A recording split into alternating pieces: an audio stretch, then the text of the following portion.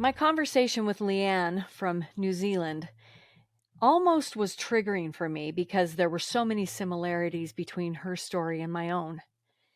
Now, she went on with life because after her rapist, who was mom's boyfriend after her father and mother divorced, who for 3 or 4 months groomed her at 10 years old to the point where they were basically almost like family in and out of the bathroom, scrub my back, okay, scrub mine, and then oops, on the bathroom floor.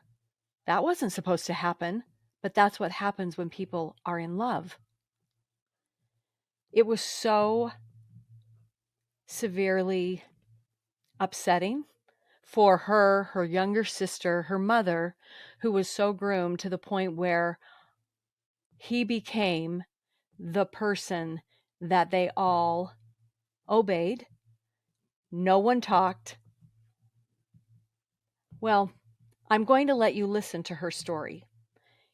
She didn't even realize what had actually happened to her fully because of her memory loss until she was finished raising her own children and in a second relationship with a narcissist.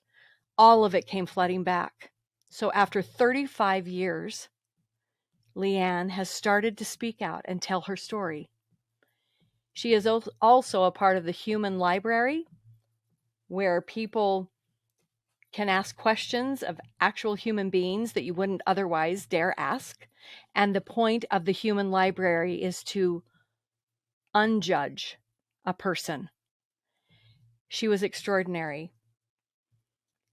The rest of the story was shocking about how her mother was thrown out of the house, her own house, and then allowed back in under conditions that will outrage you. Here's Leanne.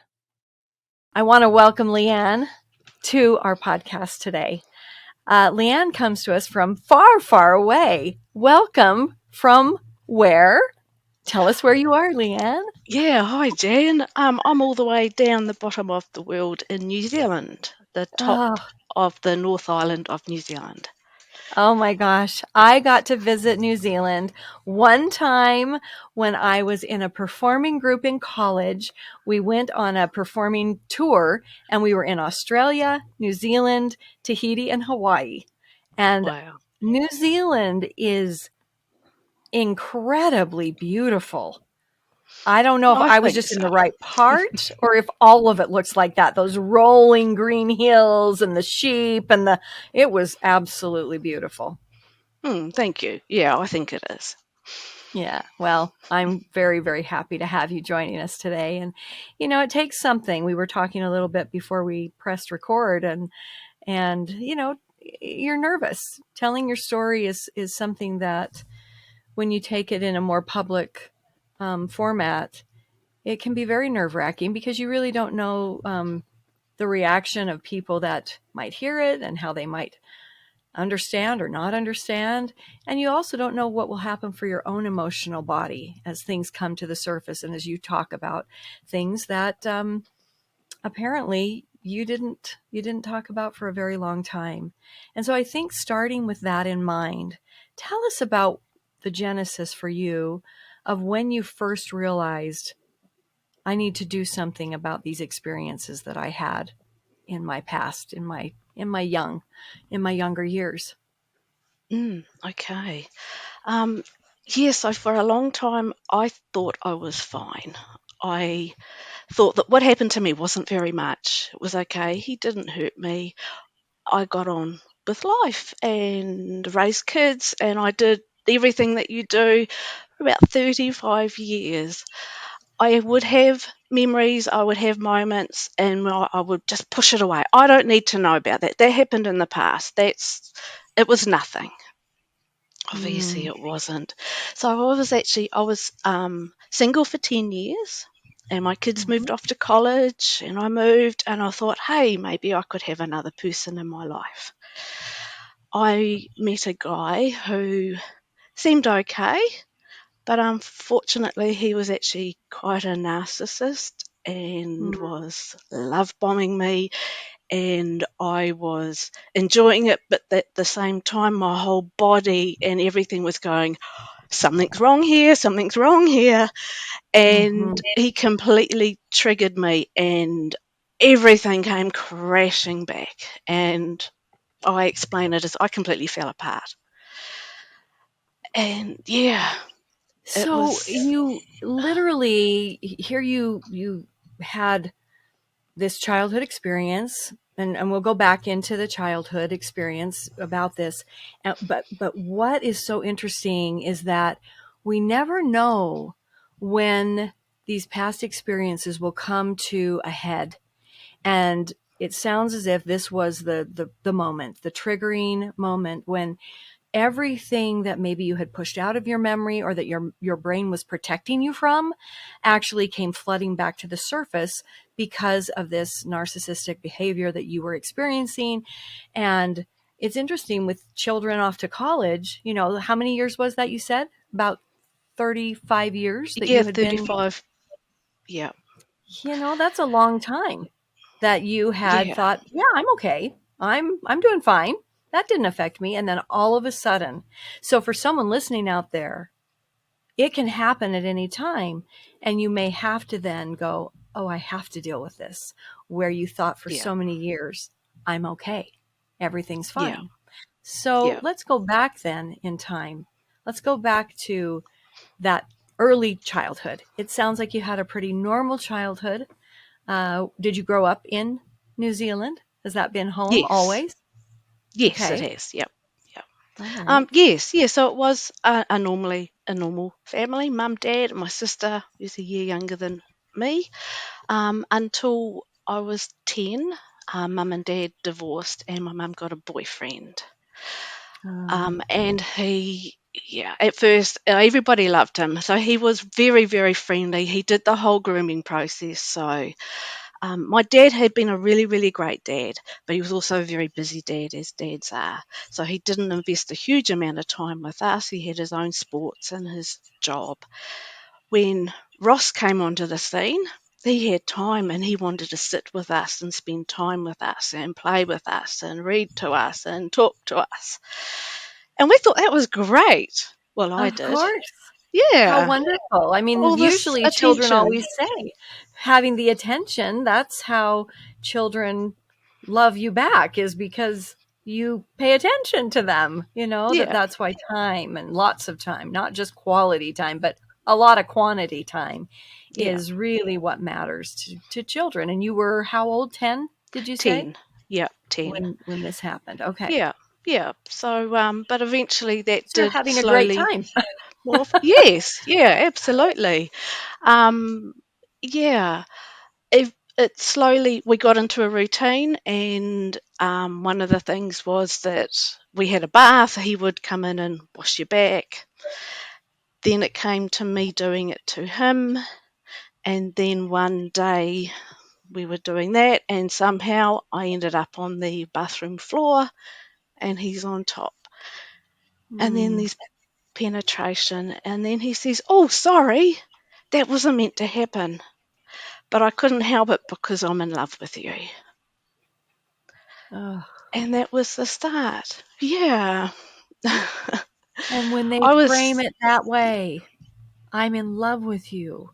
yeah. What about your mom? What about your sister? What happens in a 10-year-old's mind Mm, when I he's was already so, groomed all of this love and now he exactly. says these words after Yeah, penetrating a yeah, 10-year-old? yeah, yeah. I was so confused. I didn't really know what had happened. It felt great to be loved. Is this love? Maybe it is. I don't know what to do with it. And that was my first experience with freezing. I just remember laying there going, and I couldn't move, I couldn't think, I couldn't speak, I couldn't do anything. Right. And that becomes the habit, unfortunately, is you stay in that. And so it happens again and again. And our whole life merged with him. He's was a very charismatic guy. Everybody loved him. There were a lot of parties, a lot of people Mm. around, a lot of alcohol. we had free access to alcohol. There was always a jug of vodka and orange in the fridge for us. I think that's one of the reasons why I don't have a huge Wow. amount of memories of that time. Yeah, he was. Certainly, if that was okay on Mm, some level, was that cultural, or was that just in your household as far as you knew? If just you in our look back. household. Yeah, I Okay. mean, in New Zealand we do drink it, but we alcohol is with celebrations and things, but you Hmm. don't have alcohol every day, and you certainly wouldn't normally allow a 10-year-old to be drinking. Right. Yeah, Yeah, that's what's shocking. Okay, yeah, so yeah, of course that's going to affect memory. Also, the fact that your young brain is now in the state of freezing, and protection that comes in with anything that might, your brain's job is to keep you alive, right? And yeah, so the things that you don't need to know or remember, it will often just take that out so that you can survive what's happening. yeah. So this grooming process, about how long before the actual sexual assault happened It the first was time? How many it months? was fairly quick. It was about 3 or 4 months. Okay. Yeah, Okay. yeah, But he was there yeah. every day, right? Pretty much. Yeah, yeah, Pretty much. yeah. And Did mum. they marry or not? No, they didn't marry, which is just as well. Yeah, Right? but I think that that was on the cards at one point. Yeah, Mm. yeah. So it was. Yeah, And your he sister was was older also. than you? She's a year Older? younger, A so year younger. she's got her own story to tell, obviously. But I will mention that she wasn't involved sexually, but she was very much there. She was there to help me to get Ross ready, to clean up, and as a lookout. So she had to watch out that nobody walked in. Yeah, so she's got her own trauma, as you can well imagine. Oh my word, yes. She was not, for her, in her mind, she was not pretty enough, not good enough for all this attention. So she was used Oh, and abused in other ways. He was and also very manipulative.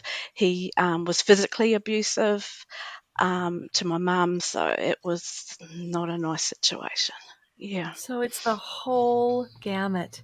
He's got Mm, everyone in the household under his spell or under his thumb, one way or another, including your little sister, who's yeah. playing lookout so he can do his dirty Hmm. work. Yeah. Oh, I can't imagine how both of you, Mm. um, have you talked to each other? We have now. You So for have a long now. time we didn't. Yep, a Yeah. long time we were just sisters. That was one thing we did not talk about, but we did have a good relationship. And then 5 years ago, I was like, no, we need to talk. And I approached her, and she just about collapsed and said, yes, thank you. We really need to talk about this. So that's been amazing because she's got memories that I don't have. She backs up my memories, and we're healing together and looking after each other. Yeah. Oh my gosh, that's just so Mm, beautiful to hear, yeah. because it could Yeah. have gone a different way. Mhm. There is trauma that people experience in such a unique and different way, the same sort of experience. I mean, she wasn't having the same experience, but participating in your experience. And he was grooming and had groomed her in order to make her do those things, whether she was afraid of him or she was trying to protect you or cleaning up. I mean, just, Mhm. I can't even, that is a new twist that I have Mhm. never heard before, which is Yeah. really shocking and really heartbreaking to do Yeah. that to a 9 and a 10-year old, to, two little girls, sisters who care about each other. And, I just think back of how important those relationships were in my own life with my sisters and my mother, and father. And I just think, what has gone wrong in someone's life that they can do this to kids? I Yeah. cannot, still, as many stories as I hear and as I try to shine a light on this issue, it stupefies me Yeah. how they do it. I Because you don't. seem to have the most pleasant, kind, is that part of it? Do you think that that's almost what they target? I would think so. I think they target vulnerable people. My Mm-hmm. mum had separated, so she was vulnerable with two girls. I do know that Yeah. after us, he went on to another family of two young boys. Oh, So he didn't care who they were. Yeah, he didn't care. no, Girls, boys, destroy yeah, one family after another. Do you yeah, know that yeah. family No, no, I don't. No, now? I'd No, love but you to. know. I'd love to find out to see if, yeah, we could talk at some point. Right, because there Yeah, is something to that, isn't there? Where you mm, want to, and it is wonderful you had your sister to kind of corroborate and to help you with your memories and you filled yeah, in her memories. That really is a wonderful part about it. I'm so, so sorry though that this happened to you and to your sister and your mother. And I want to hear more about some of the other things that you had mentioned that he wasn't alone in abusing you. no, no, Oh, Leanne, I'm so no. He sorry. introduced another friend who was saying, well, this is what Ross told me.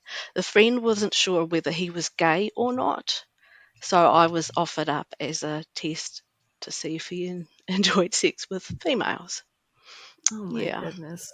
Yeah, and then another friend, and then also a one of my friends, who boyfriend, so he would have been about 13 at that stage, told Ross that he would wanted to have sex with his girlfriend, and he said, "I don't do that.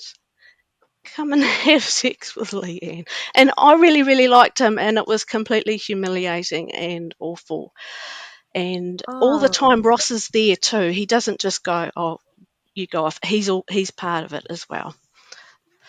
Yeah. so now he's introducing other people. He's a part of Mhm. it. So now there's Mhm. multiple people. So Yeah. you've literally been gang raped Yeah. as a little girl by multiple people. Yeah. How long Yeah. did it go on for, Leanne, if you don't mind For sharing? Yep, for about 3.5 years. So Oh, yeah. We were, well, lucky. Um so a friend of my mum's, she came to visit one afternoon. Actually, so at one point, what happened was my mum actually moved out because she could not handle the situation. It was, yeah, she was not coping. She moved out. She did ask us if we would like to come. Like, she tried to take us as well, but we were completely manipulated and terrified and not sure what to do, and stayed with Ross. So she left us for about 3 months with him. So I moved into his bedroom.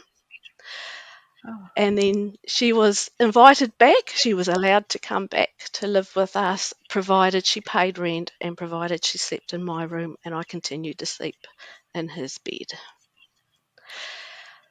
And then a friend of hers came to visit one afternoon, and it was only me and Ross at home. We were in bed, and I heard her turn up. We never had doors locked or closed, so she walked through the house calling out, and I just completely froze. We were pretending to be asleep, and she poked her head in, and then she left. And I was praying, please, I hope you realise that this is not right. Please do something. And it was a couple of days later, we went to school. The police and the child welfare came and picked us up, and that was it. We were out of that home. Yeah. So Oh, she rescued no, this us, is which was, yeah. amazing. She Mm, rescued you. She mm, sees you in bed with this grown man. yeah. Where's your mom? Hmm. She's not there. Mom is so.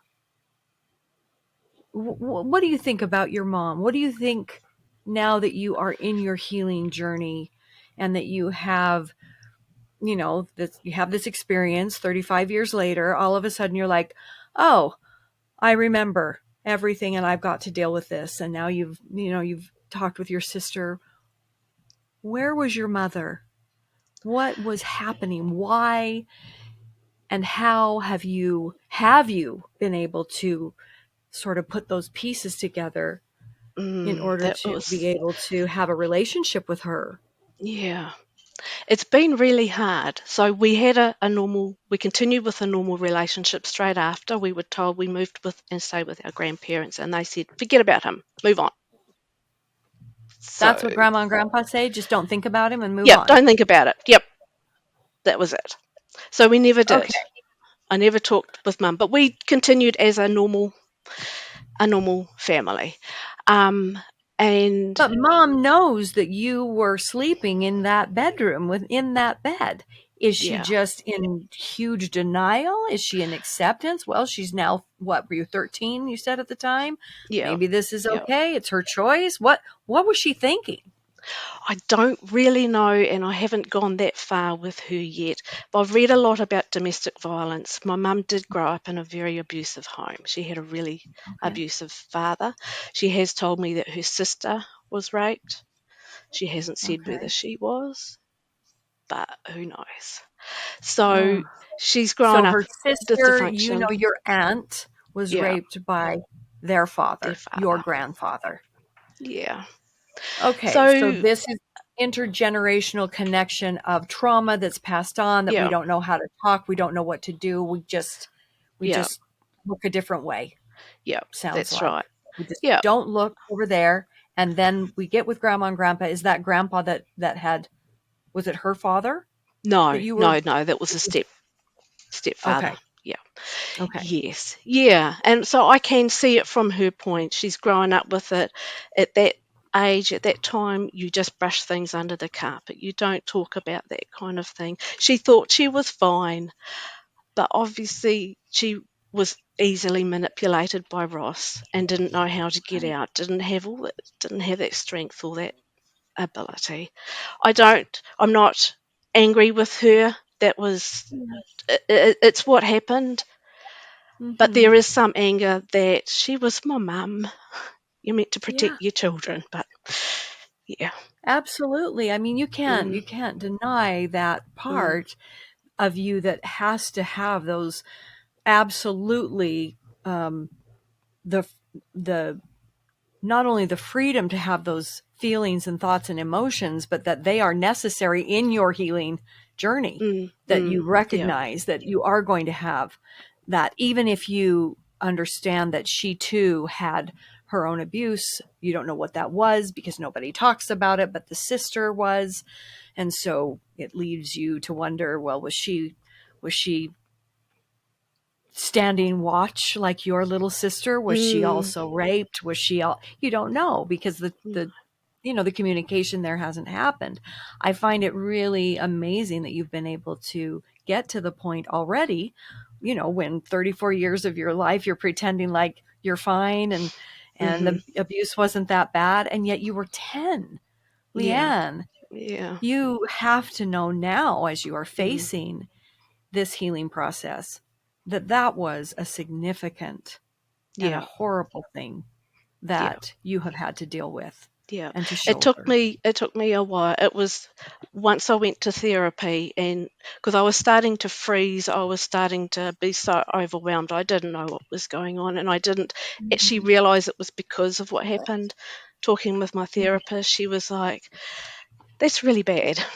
And then to get funding for therapy, I had to do an assessment with another person, and she was saying rape. I read my report and it was going rape, rape, Yes, rape, rape, and I'm like, fuck, it was rape. it certainly that was. was that was huge. That really smacked me in the head, and just yeah, yeah. I have another friend that I had done a podcast with, and he read something from a book called Instrumental. Do you know that book by James N- Rhodes? Have you ever heard of it? no, no, I Okay, haven't. so he was he's a concert pianist in the UK, and he wrote this book called Instrumental, and I think the subtitle is Memoirs of Madness and a bunch of other words. And it was he in this book that my friend wrote a passage of where he said, abuse, they call this abuse. It was his wrestling coach, and he was about 6 or 7 when it started. And Oh, the one thing we don't Jesus. tell anything about is what happens in Fight Club. And he didn't for 30 years. Right. So, like you, Oh, he was now speaking out, telling his story, and had written this book. And he said, they call it abuse. Abuse is when you yell at the traffic cop. You're like, get out of the way, you idiot. That's abuse. This Mm, is rape. mm, This, why don't we say the real words? Because it's a yeah, child? Is it any less? Is it any different? Why do people say, oh, thank goodness children are resilient? yeah, No, this was rape. And yeah, until you hear that, until you see someone write that, your therapist writing that out, you don't even recognize how significant yeah, what happened to you was. yeah, yeah, absolutely. Yeah, yeah, and So, that was so yeah, hard. go But ahead. it was um that was really the start of the healing journey. That was really me going, I really do need to look at this and understand it and learn from it and work through it. And as hard and horrible as it is, leaning into all that pain and everything, at the same time, for me, it was an experience. This is what mental health is like. I now know what depression feels like. And Right. understanding how your brain works and how abuse affects you. I've learnt so much out of it. So in one way, it's been an amazing journey. Yeah. And that's where you are looking at the silver lining of your life and you're able to find purpose by sharing your story and by seeing the things that you've learned, which is a really important, that's actually practicing resilience is when you can Hmm. look at something terrible and go, is there some purpose here that I can gain from this? Is there something I Yeah, can learn from this? Because otherwise it just would be too, it's like too horrible and we survived. So what are we going to do with it, right? And that's yeah, amazing that yeah. you have gotten to that already. Yes, it takes a while to get to that, though. I certainly had some very, very bad moments. And And maybe you could tell our listeners like some of the things mm, that you did that were those bad moments so that they can also hear, oh, this was a journey, this was work, this was step by step. It mm, wasn't something that, oh, I'm going to tell my story and now it's over. No, this is the beginning hmm, of talking to someone, the beginning of doing the hard work of healing. yeah, Please yeah, tell us more yeah, about that. yeah. When I started therapy, when I realized I needed to work through this, I was like, this will just be a few sessions. No, it took five and a Mm, half years before my therapist said, I think I think you need a break and I think it's time to move back into life without talking about it. wow. Yeah, it for me, it, you have to lean into the pain, but you got to really manage that and back out and just take your time one step at a time. I'd have different memories come up at different times, and some points you think, Mm, "Oh, I think I'm in a better place now," and then something else will come up. So mhm, it's just I. It took me a while, but I had to just, okay, this is a big process and I just need to ride the waves. I sort of let mm, go and thought, right, I need to do what feels right for me, do the therapies that feel right for me, take it slow, take it fast, whatever feels right for me, and just mm. do it and take. Yeah, I did lots of different things: drama therapy and art therapy, psychodrama. One thing Ooh, that tell me I about psychodrama. I oh, love that's drama therapy. I love art therapy. I've done ah all of those things myself, but psychodrama therapy, what's yeah, that? that was really interesting. So it's run by psychologists and it's whatever you want to do, but you can act it out. And so other people will be people that you want to be involved with whatever you want to act out. And it depends on where you are and what you want to do. We had one lady who was Mm, going to have to go to a wedding where her perpetrator was going to be, and she was terrified and she wanted to act that scene out in different scenarios to get her wow. head around it. Um, Yeah. and so that's what we did. She picked who was the perpetrator and other guests and really acted it out in a safe space where she could yell and scream at this asshole, where and he would respond in different ways. So it gave her that experience and that confidence that when it will happen in real life, she might be Wow. able to respond in a better way.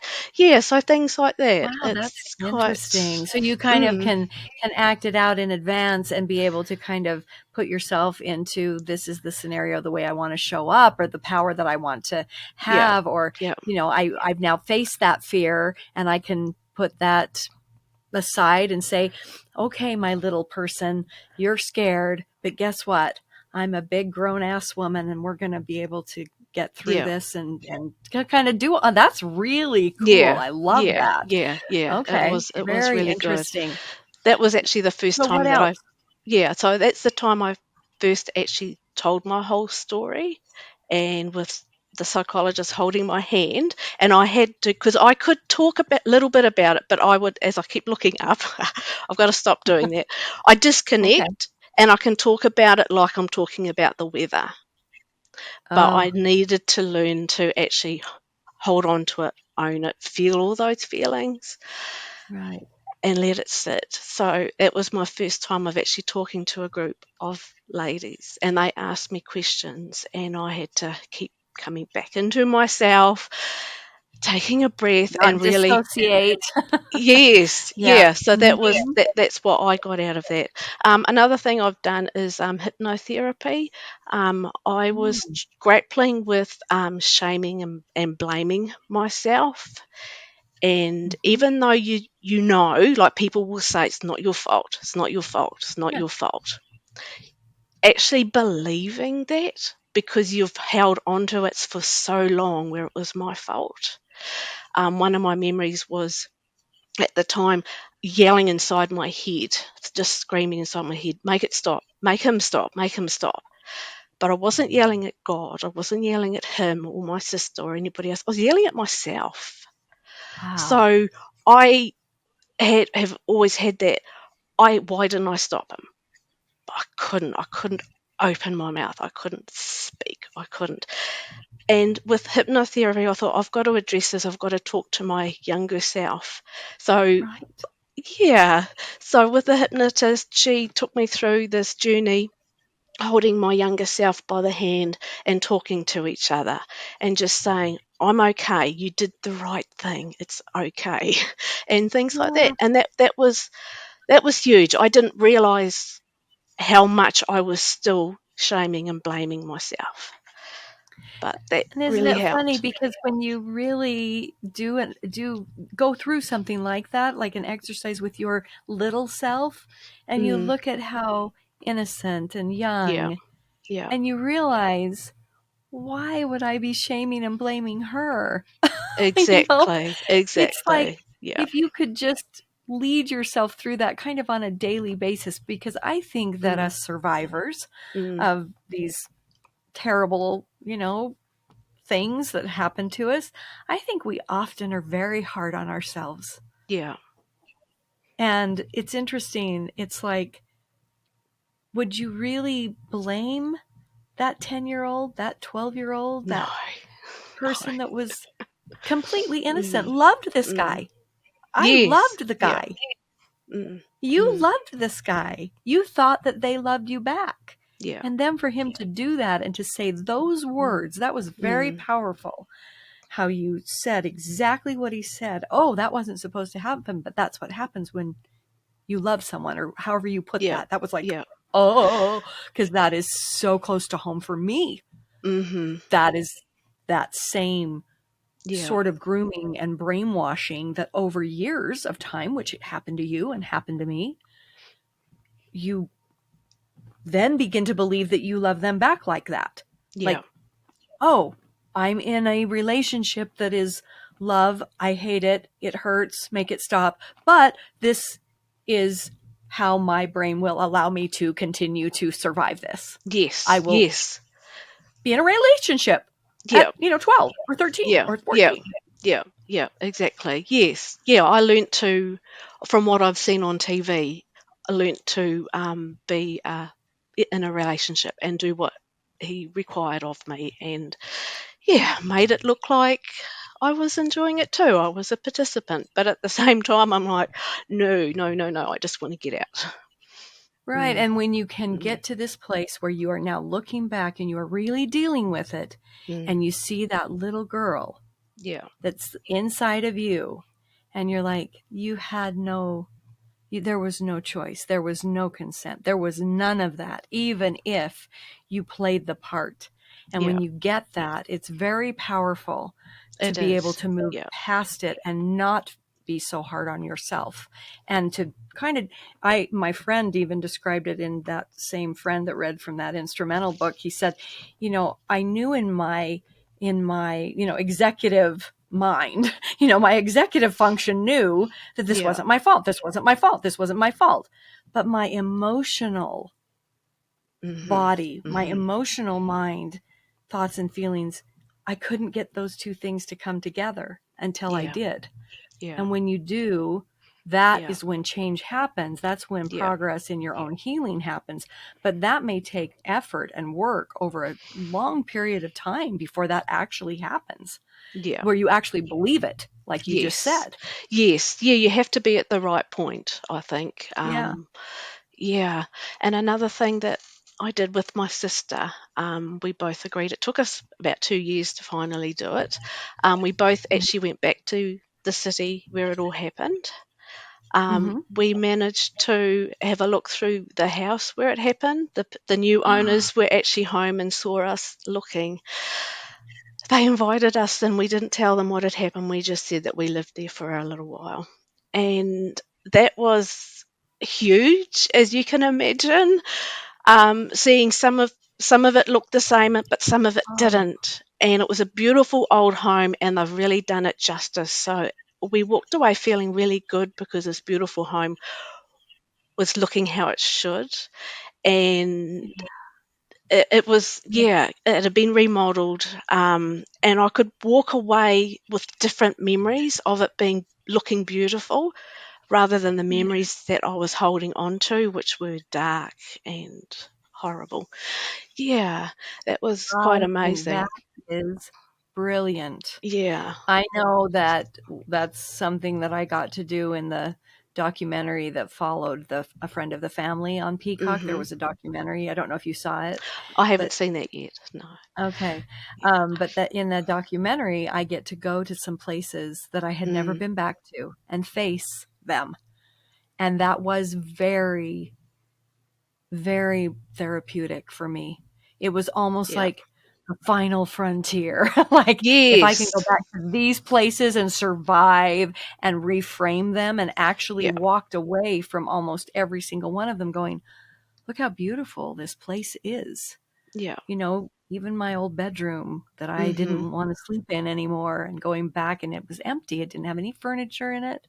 But Mm. some of the contact paper that was like stop signs and yield signs, and back in the 70s, that mom and I had put on these handmade shelves that we put in the corner of the closet, that contact paper was still there from the 70s. Wow. And I was just Wow. like putting my hand across it, and I was like, I Yeah. remember putting this here. There were lots of good memories. There Mm. were many things that I could reframe Yeah. in those several spaces I got to go to. So I find that Yeah. incredibly brilliant. A lot of people are like, you guys are crazy. How could you ever go back to these places? Oh, it's so creepy or so Yeah. awful or whatever. And to me, it was like, I was like you. I wanted to Mm. have, I guess, to face it in a way that I could then recreate or remember it differently. Yeah. Because now I can look at this beautiful old home, like what you were saying, and I could Yeah. walk out of there and go, okay, that is a past that is no longer in my present. Now I Yeah. have this new memory, which Yeah. I think is Yeah. really, really brilliant. Exactly. And I think, Yeah. walking through fear and Mm. facing things, feel the fear and do it anyway. Did you ever read that book? I Yeah. loved that book. And it was back in the early 90s that I read it. And I was like, yeah, feel the fear and do it anyway. And when you Yeah. do, you realize, oh, I didn't disintegrate.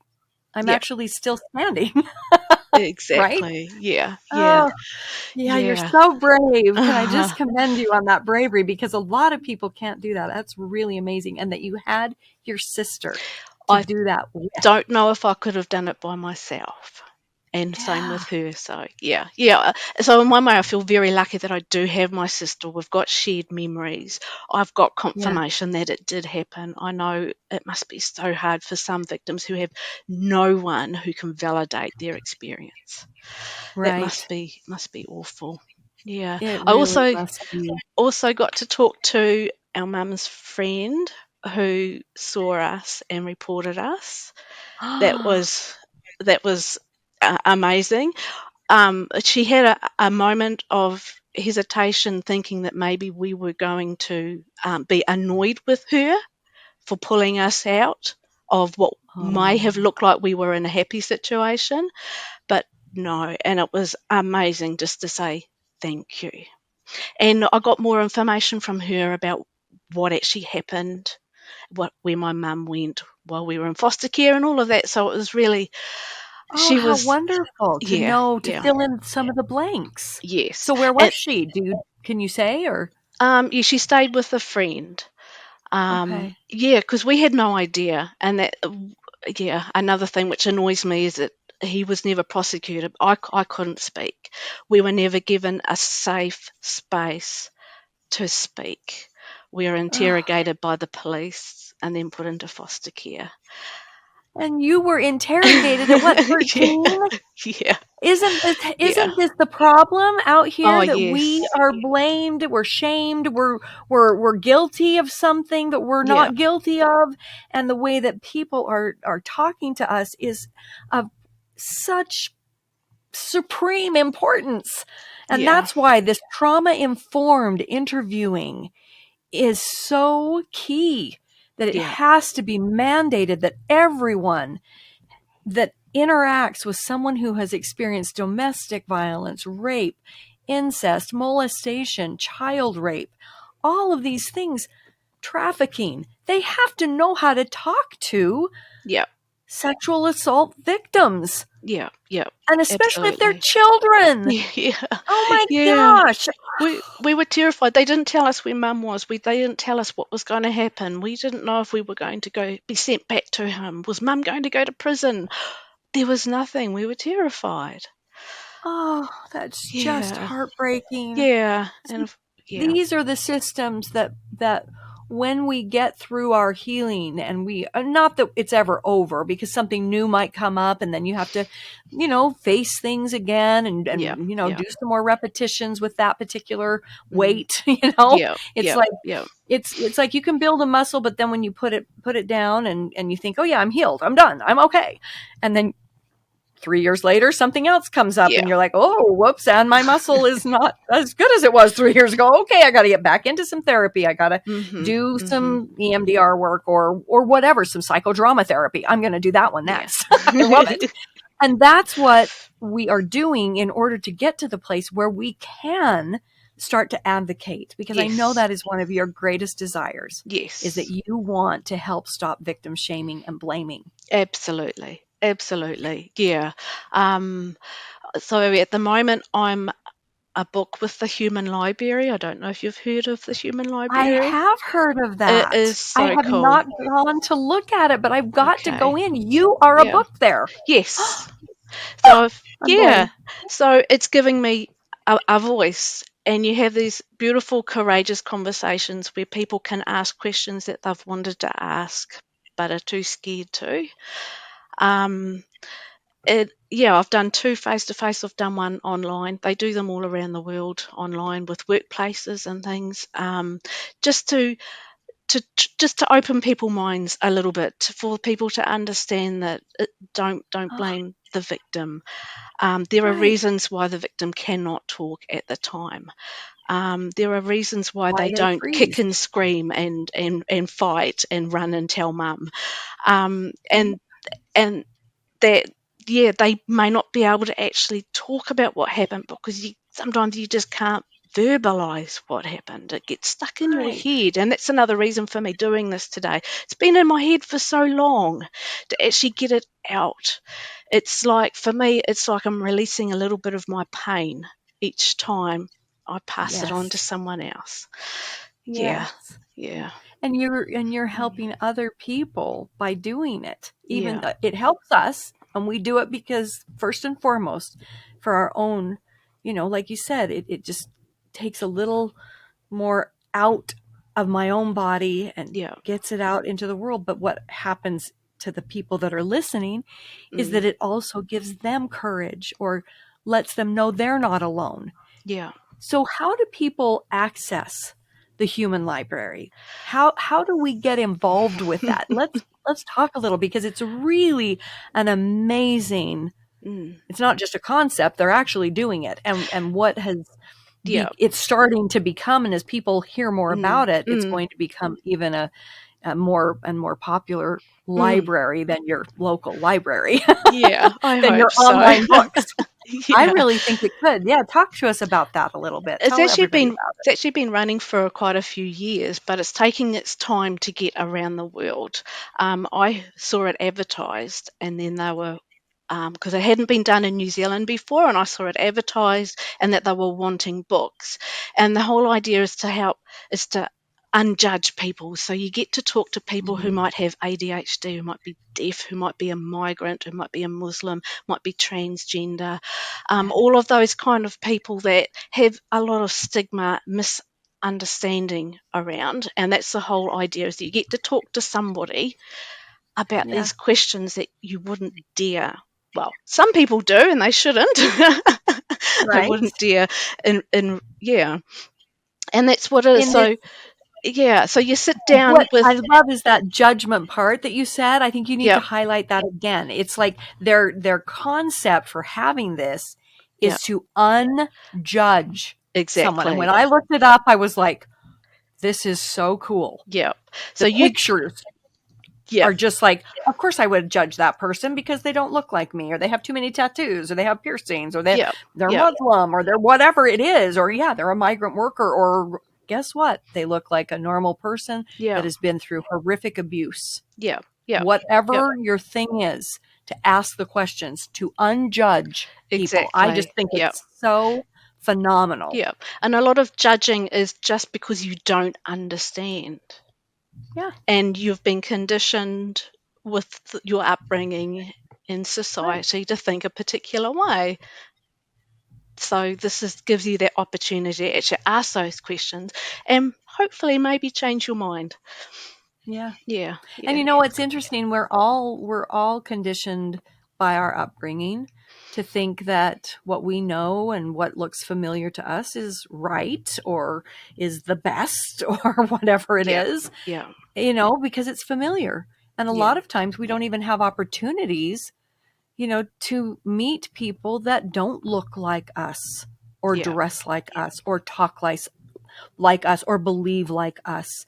And we certainly need to be exposed to people if we're ever going to get past this division that seems to be just growing like a cancer. It's Mhm. just the worst part about the world is the division, because Yeah. honestly, when we do get to know people, Mm. we realize that we're very much alike. Yeah. Yeah. We have Very a lot much. of the same desires, you know we want to be loved, we want to love, we want to work, and we want to be acknowledged, we want to have fun. You find Yeah. out a lot of our human family has a lot in common. Mhm. Yep. Yep. Very true. Yeah. So it's really cool. You get a lot of different questions, and it's quite exciting to have those different questions and different viewpoints, and hopefully people walk away with a slightly different view on whatever they were talking about. So do Yeah. you volunteer to be one of the human library books in this Yes. human library? Do you Yes. Yep. You volunteer and then volunteer. They give you okay. some training on what to expect and what how to talk about it. It's you've got 30 minutes with one, two, or three people face to face, or you can do them by Zoom. Yeah, so you do a brief explanation of what your story is, what you're here today to talk about, and then you just invite discussion and go from there. Oh my goodness, that's really amazing. Are they recorded? Can you go into the library and look Mm, at past ones, or are they just live they're at that just moment? live. Yeah, yeah, yeah. Okay. I really only Mm, looked at the front page and scrolled through the pictures. I was like, "Oh my gosh, this concept is so amazing." it Because it's is. really very similar to what my son and I, when he was telling me, "Mom, what you're talking about, you need to create an online community." And I was like, "What's that?" I didn't even know what it was because I'd never, I'm old, I guess, and I'm out of it or something. And he was like, yeah, it's where people can come together and they could, have other people that have survived like you, and they get to be peer to peer, and people can, tell their stories. We could have a therapist come in. We could have, special people in the community that, know how to do writing or drama therapy or whatever. And all of those things have come to pass with our small community of Thrivivors. And I'm Yeah. so very excited that you've joined us because it Mm, really is kind of like that ongoing support. We're not the therapist, we're not the 5.5 years in the therapist's office, which people need. And we're not giving, any kind of like professional advice. But what we mhm. do have is a safe place where Yeah. we all understand each other and we Yes. believe each other, Yeah. Yeah, for which is a sure. big part of It healing. is. It is. And a place where you can ask questions or make comments or just let people know that you're having a really bad day. Um, and, Exactly. and I love it. Thank you so much for setting it up. When I started therapy, 5 years ago, I was reading and watching anything that possibly covered abuse because I was trying to understand why I was feeling this way and why Hmm. this happened and all of that. So having survivors back then would have been amazing. So thank you so much for Right? doing it.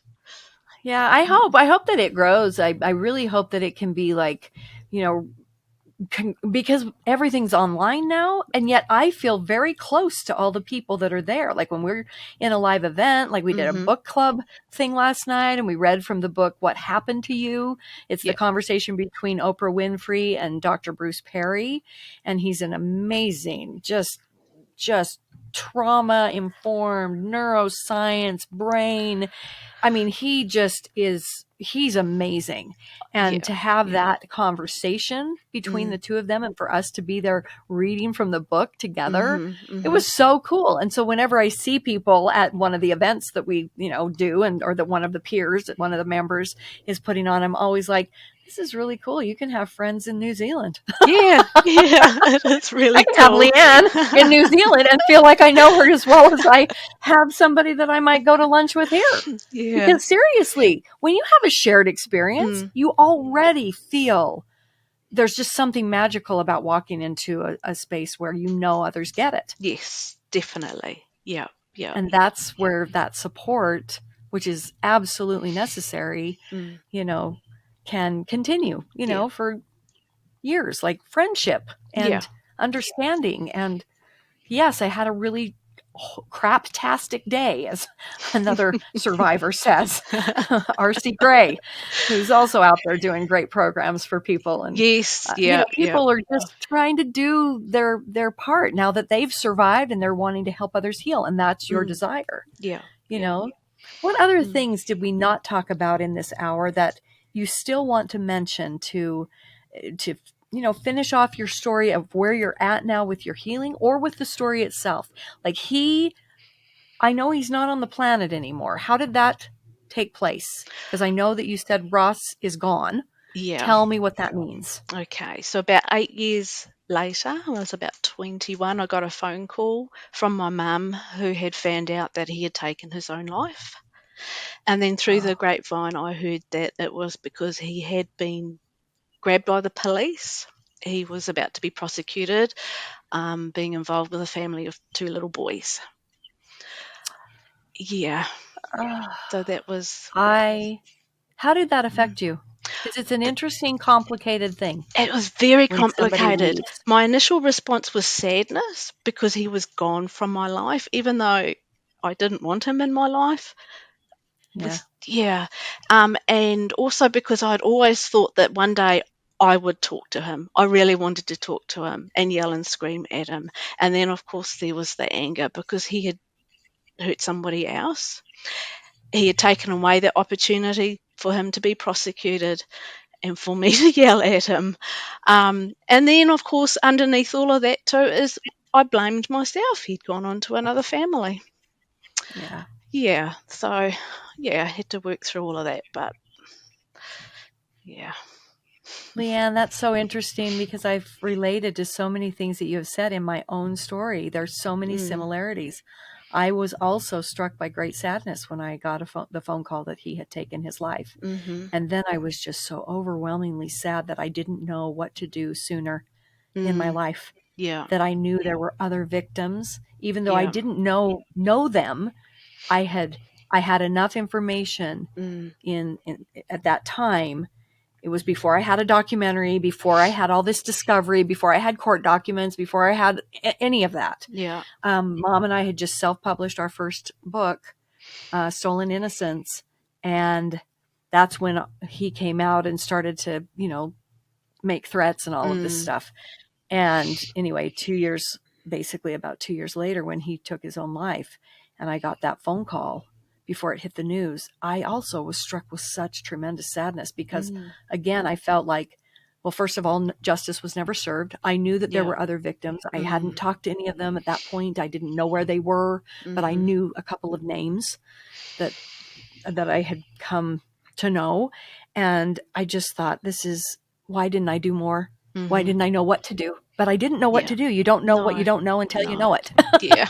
And I Yeah. just didn't know. I was learning. I was trying to heal from my own thing and have a baby and raise a son and you're doing your life Yeah. and you're Yeah. not concentrated yet on this advocacy and knowing. But I had that same thing, that sadness, like, I actually loved this person, Mm, like my mm-hmm. favorite uncle. Like Yeah. I actually had real honest feelings for him. Mm, And to be manipulated and to be brainwashed and to have him do those grooming and brainwashing things to my parents and my siblings, and then to think of his own family and children and then the other victims. It was I was yeah. angry. I was sad. So that's interesting that you had that same reaction Mm, and we were it about the is. same age, Oh, you know? okay. Wow. Yeah, I was Mm, 12, you were 10, but I was a very young 12, mm-hmm. because I wasn't developing yet. I was quite a few years away from actually becoming a young lady. But but that tender age, Yeah. that kind of going into the junior high school and the middle school age where you're already awkward, you're already trying to figure out who you are, and you've already, you don't have dad around as much as you would have liked. And Yeah. certainly mom is, and here's this new person that pays attention. And then to bastardize all of that, Yeah. to Yeah. take that and to manipulate little minds. It was, yeah, that's interesting to me. I really want to thank you for being so open and honest, sharing not only your story, but also some of your healing and what has worked and helped you and how long that it is taking Mm-hmm. and that it is a continuing journey. Yeah. And Yeah. that's why we're here together, Yeah. right? To Yes. support, to keep, cheering each other on and to say, to our listeners, you can, you can do it.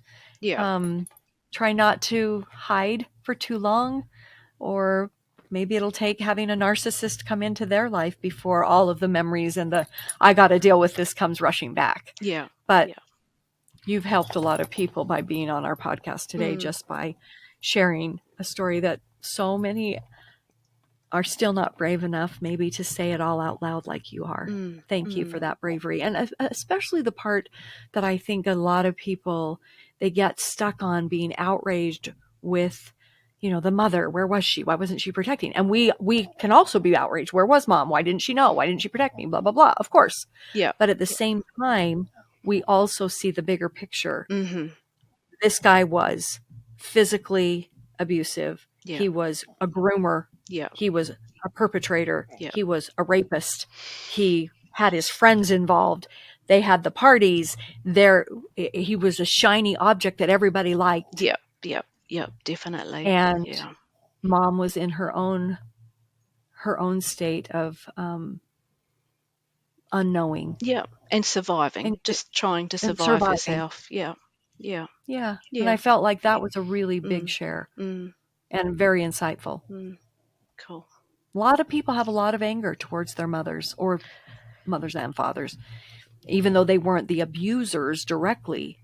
There's a lot of anger, and I think that is a healing journey in and of itself. Yeah. That at the end of, not that there's an end of it, but when you have a few moments of understanding Mm, and giving some grace to people in your life that didn't do it perfect, it also allows you to give grace to yourself because we yeah. don't do it perfect either. Yes. Yeah. Very true. Very true. Yeah. And that highlights Leanne, how thank much you. abuse affects every aspect of your life. It's, yeah. It does. There's so much that you need to work through, but it is possible.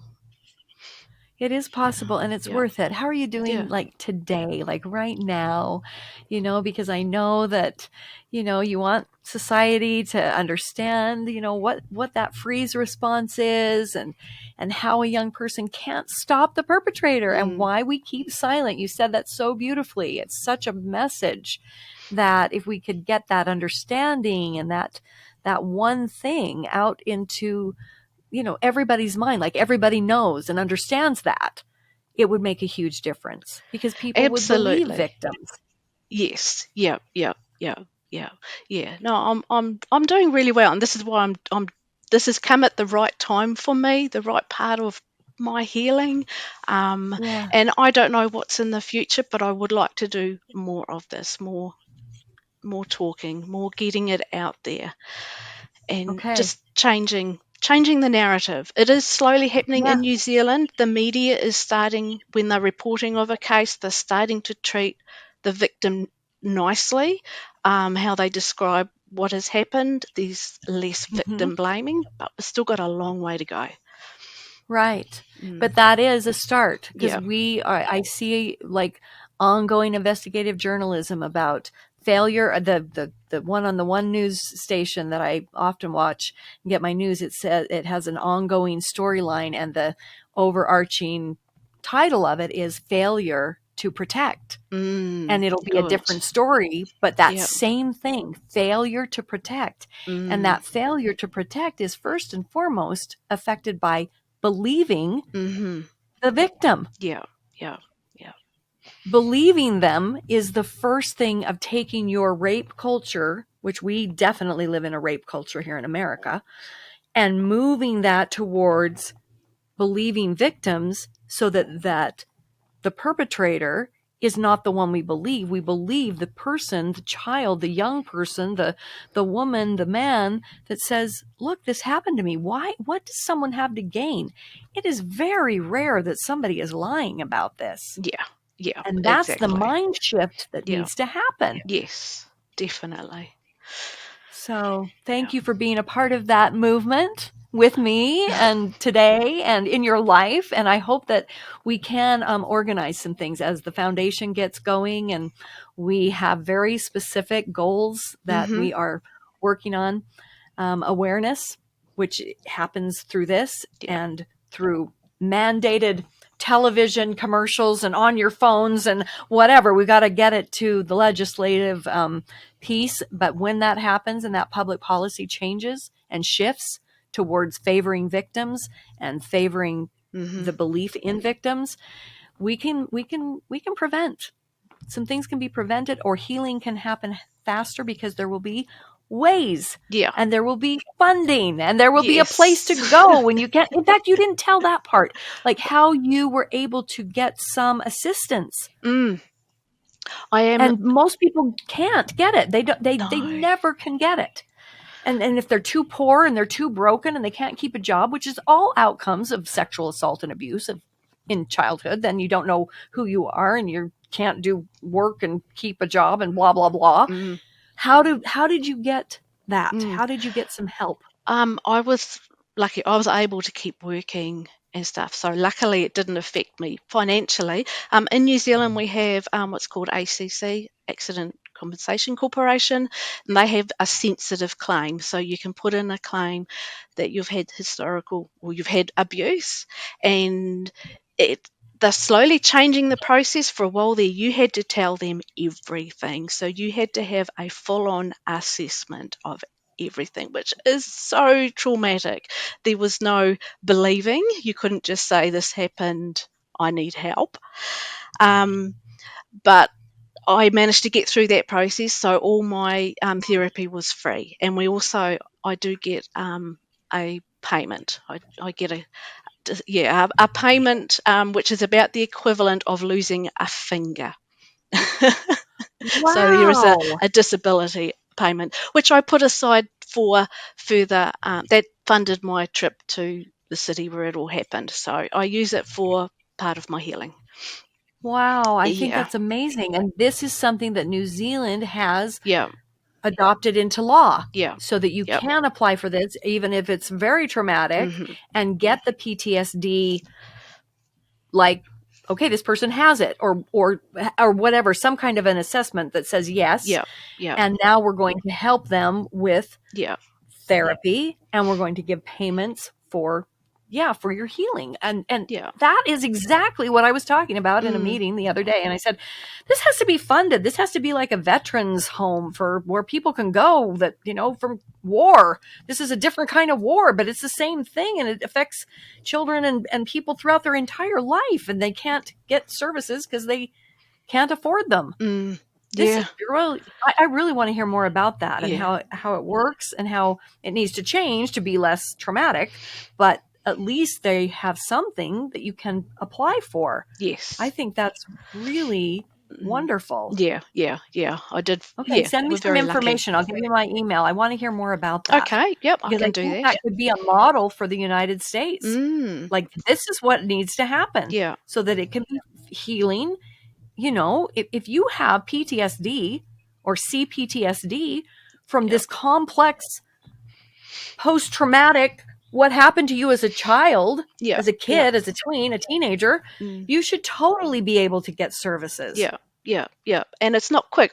There's no way I could have afforded 5.5 years of therapy. No, I was sitting there thinking, what Yeah. job do you No. have? No. Right? No, it was all free. Mm, Wow, that's yeah. really important. That's a really important thing to know about. I really appreciate Mm, you sharing that too. mm. Well, what are you going to Cool. do the rest of your evening? Or is it daytime in New Zealand? It It's probably the middle of the is. day. It's 3:05, so it's the middle of the day. Okay. And I might go for a bike ride. Oh, Gotta, nice. yeah, yeah, and go out in the sun and do some housework because it is Saturday. Okay. Yeah, It's um, Saturday where you are, Friday night where I yeah, am, and so I hope you can. That sounds like self-care, which is really important. Get out on yes, your bike, get yeah, some sun, do some cleaning. That makes you feel good. Something you can control, the dirt in your house. yeah, yeah, exactly. When I Yeah, need some therapy and I need it to be physical, I go organize a drawer, clean out my closet. yep, with some good music Wonderful. on too. Yeah, Oh yeah, that yeah, helps. yeah. What's good music? What's Leanne's good music today? I Give us a just song or something. Oh, I like a bit of rock. At the moment, I'm listening to Okay. Blue October a wee bit, and a Oh, bit of Linkin Park or whatever, just something to, yeah, get me moving. I love it. I love it. Okay, I want to hear your playlist. I love those. I love when people have their playlist. I put this music on and it literally changes my mood or my It attitude or does. my feelings. Yeah, yeah, for sure. Oh, thank you. You've been delightful to talk to, and informative and very, very real. Thank you for that. Thank you so I much, Jen. appreciate it. Thank you for listening. Mhm. Cool. Absolutely. Okay.